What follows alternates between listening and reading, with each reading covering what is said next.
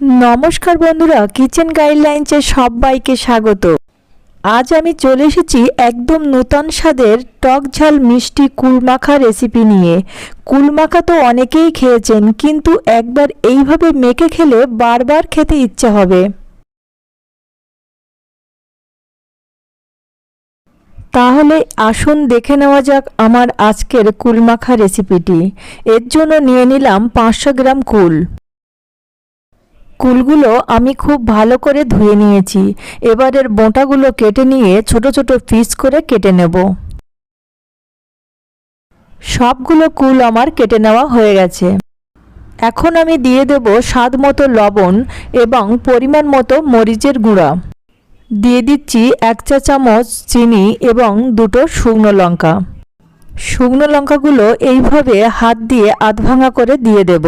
এখানে আমি গুঁড়ো লঙ্কা ব্যবহার করব না, যে কারণে মরিচের গুঁড়া একটু বেশি পরিমাণে দিলাম। এবার কুলটা সব কিছুর সঙ্গে খুব ভালো করে মিশিয়ে নেব। এইভাবে কুল মাখলে কুলের স্বাদ অনেক বেড়ে যায়। অন স্ক্রিনে কুলের পরিমাণ এবং তার উপকরণগুলো এই রকম পরিমাণে দিয়ে কুল মাখা খেলে আমার বিশ্বাস বারবার বানিয়ে খেতে ইচ্ছা হবে। যারা একদম টক খেতে পারেন না, তারা আমার মতো এরকম চিনির পরিমাণটা একটু বেশি করে দেবেন। আমার কুলমাখাটা তৈরি হয়ে গেছে।